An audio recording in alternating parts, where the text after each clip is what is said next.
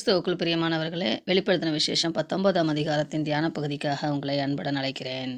இவைகளுக்கு பின்பு என்று சொல்லி உபத்திரவ காலங்களும் அதன் பின்பு நடக்கவிருக்கிற பூமியிலே அழிக்க வேண்டிய சகல அக்கிரம நிகழ்வுகளும் அழித்து தீர்ந்தப்பட்ட பின்பு ஒட்டுமொத்தமான உலகளாவிய என்றால் அண்ட சராசரம் அனைத்திற்கும் விரோதமாய் இருக்கிற நியாயங்களை தீர்க்கிற சம்பவங்களையும், அதன் பின்பு ஆட்டுக்குட்டியானவருடைய கல்யாண விருந்தும் கல்யாணமும் மனைவி ஆயத்தமாக்குதலையும் குறித்து இந்த அதிகாரத்தில் நாம் படிக்கிறோம். புதிய ஏற்பாட்டிலே 4 முறை அல்லேலூயா என்று சொல்லப்பட்டிருக்கிறது. அதிலே நாம் முதலாவது இங்கே வாசிக்கிறோம். இந்த 2 எபிரேய வார்த்தைகளும் அல் என்றும் ஹல் என்றும் யாஹ்வே என்றும் பொருள்படக்கூடிய எபிரேய எழுத்துக்கள். கர்த்தரை துதியுங்கள் என்பதாக இந்த அர்த்தமுடையதாக இந்த வார்த்தை காணப்படுகிறது. இவைகளுக்கு பின்பு என்று சொல்லி இந்த மகா பாவத்தின் உச்ச நிலையாய் இருந்த பிசாசின் ராஜ்யம் தேவனால் அழிக்கப்பட்ட பின்பு பரலோகத்தே அந்த ஸ்திரீயானவள் என்று சொல்லப்பட்டிருக்கிற பாவ தேசத்தின் அடையாளமான பிசாசின் ஆளுகை அழித்த பின்பு, நியாயம் தீர்த்த பின்பு, பழி வாங்கிய பின்பு பரமண்டலத்தில் ஒரு மிகப்பெரிய ஆராதனை நடக்கிறது. அந்த ஆராதனையை 18ஆம் அதிகாரத்தின் 22ஆம் வசனத்தில் நாம் வாசிக்கிறோம். அதைத் தொடர்ந்து இந்த அதிகாரம் 19 அந்த ஆராதனை எப்படிப்பட்ட ஆராதனை இருந்தது என்பதை விளக்கப்படுத்துகிறது. ஆராதனை யார் ஆராதிக்கிறார்கள் என்றும், எப்படி ஆராதிக்கப்படுகிறது, என்ன சொல்லி ஆராதிக்கப்படுகிறது, அந்த ஆராதனைக்கு பின்பாக நடக்கக்கூடிய நிகழ்வுகள் என்னென்ன என்பதை விளக்கப்படுத்துகிறது.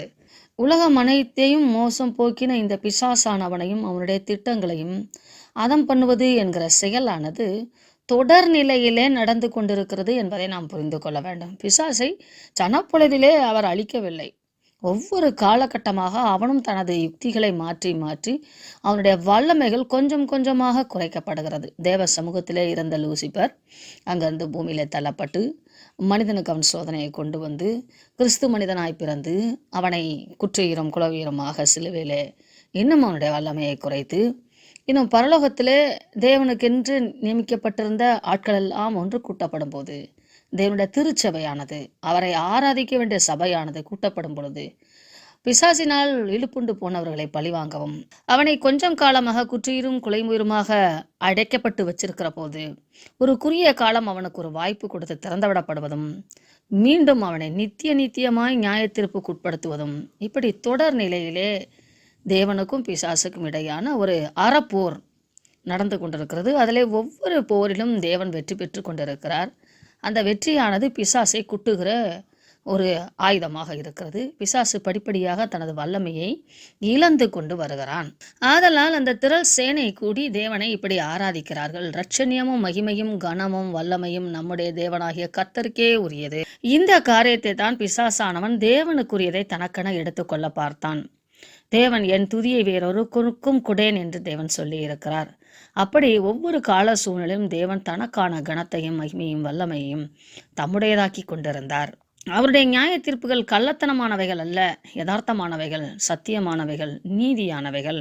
பிசாசுக்கு கீழ்ப்படிந்து பூமியை கெடுத்த இந்த மகா வேசி, பிசாசு கீழ்ப்படிந்த மனிதர்களும் பிசாசுக்கு கீழ்ப்படிந்த ராஜ்யமும் நியாய தீர்ப்பு பெற்றுக்கொண்டது. தேவன் கொடுத்தார். தம்முடைய ஊழியக்காரரின் இரத்தத்திற்காக அவளிடத்தில் பழி வாங்கினாரே.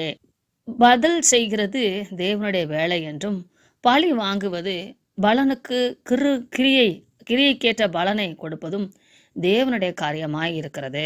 தேவனுக்கு விரோதமாய் நிகழ்த்தப்பட்ட அக்கிரமம், அநியாயம் இவைகளை அதனுடைய ஆரிஜின் அதுதான் காரணமாக இருந்த அந்த பிசாசின் ராஜ்யத்தை தேவன் பழிவாங்கினார்.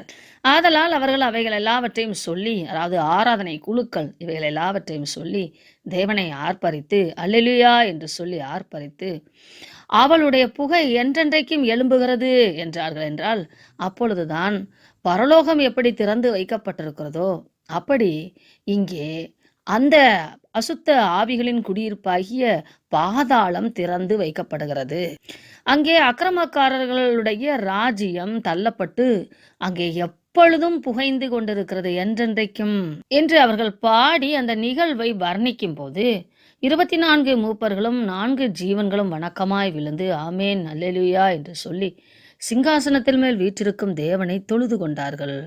மேலும் நமது தேவனுடைய ஊழியக்காரரே, அவருக்கு பயப்படுகிற சிறியோரும் பெரியோருமானவர்களே என்றால் வயதிலும் அந்தஸ்திலும் அறிவிலும் அதிகாரத்திலும் சிறியோரும் பெரியோருமானவர்களே, நீங்கள் யாவரும் அவரை துதியுங்கள் என்று ஒரு சத்தம் சிங்காசனத்திலிருந்து பிறந்தது என்று பார்க்கிறோம். அப்பொழுது திரளான ஜனங்களிடம் ஆரவாரம், இது ரட்சிக்கப்பட்ட ஜனங்கள் ஆரவாரம் போல பெருவெள்ள இரைச்சல் போலவும் பலத்த இடிமுழக்கம் போலவும் ஒரு சத்தம் உண்டாகி, அல்லேலூயா, சர்வ வல்லமுள்ள தேவனாகிய கர்த்தர் ராஜ்யபாரம் பண்ணுகிறார். இப்பொழுது தேவனுடைய ராஜ்யம் மட்டும் நிலைத்திருக்கிறது என்பதை நாம் புரிந்து கொள்ள வேண்டும். நாம் சந்தோஷப்பட்டு களி கூர்ந்து அவருக்கு துதி செலுத்த கடவோம். ஆட்டுக்குட்டியானவருடைய கல்யாணம் வந்தது என்றால் அந்த அரசன் முடிசூட்டப்படுவான் அல்லவா, அதைத்தான் இங்கே கல்யாணம் என்று சொல்லப்பட்டிருக்கிறது. கிறிஸ்துவானவர் தனது திருச்சபையை தனக்கு முடியாக மணிமுடியாக சூட்டிக்கொள்கிற அந்த நிகழ்வை கல்யாணம் என்று சொல்லப்படுகிறது. அவருடைய மனைவி தன்னை ஆயத்தமா பண்ணினாள் என்று சொல்ல கேட்டேன்.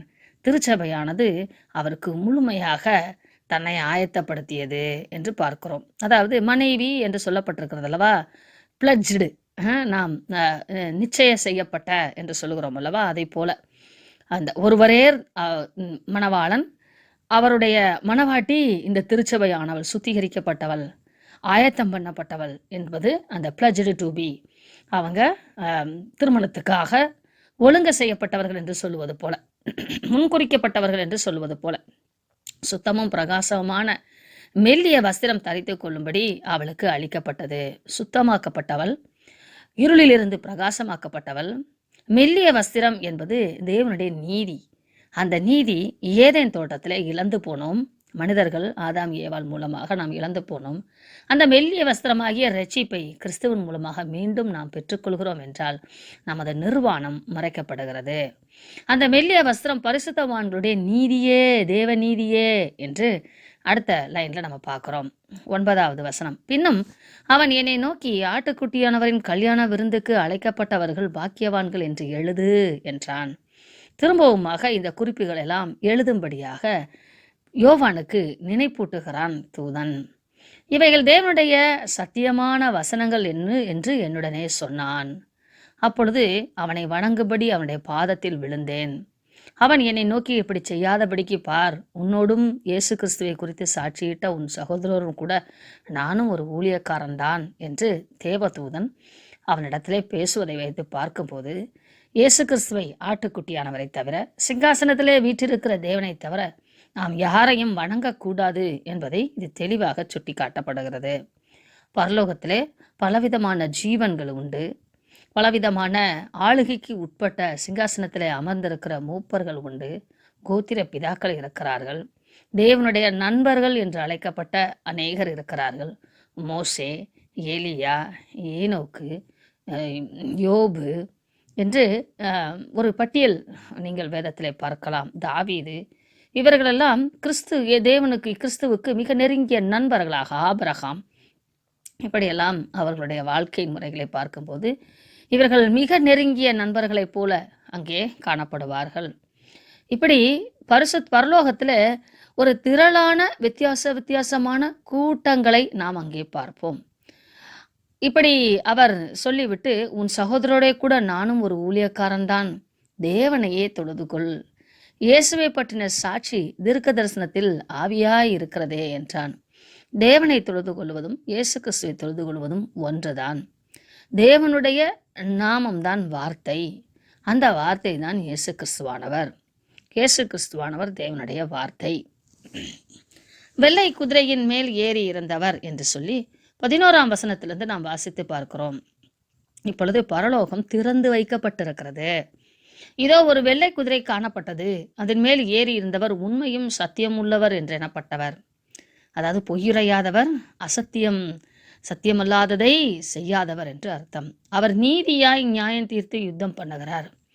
மனிதர்களுக்கும் கிறிஸ்துவுக்கும் உள்ள வித்தியாசமான ஒரு கோணம், வித்தியாசமான ஒரு குணம், கோணம் குணம் ரெண்டை புரிந்து கொள்ளுங்க.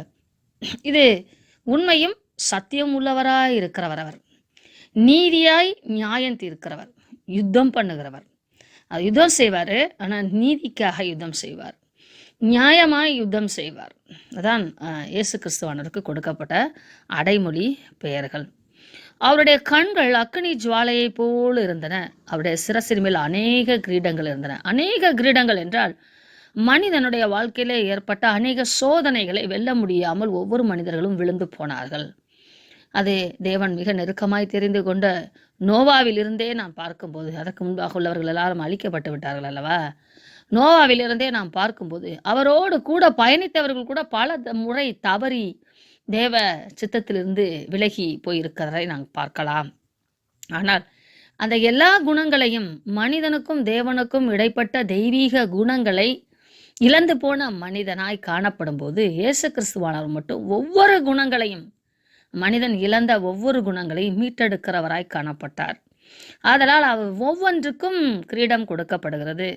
ஒரு அட்வென்ச்சர் பிளே பண்ணுற இடத்துல அந்த ஒவ்வொரு கட்டமாக பாஸ் ஆகும்போது அவங்களுக்கு கிஃப்ட்டு, கிரீடம், அதற்கான காசோலைகள் கொடுக்கப்படும். அதுபோல் மனிதனுடைய வாழ்க்கையில் நேரிடுகிற சகல சோதனைகளையும் ஜெயித்தவர் ஆண்டவராகிய இயேசு கிறிஸ்து. ஆதலால் அவர் சிரசின் மேல் அநேக கிரீடங்கள் இருந்தன. அவருக்கே அன்றி வேறொருக்கும் தெரியாத ஒரே நாமம், அவருடைய நாமம் எழுதியிருந்தது. இரத்தத்தில் தோய்க்கப்பட்ட வஸ்திரத்தை தரித்திருந்தார்.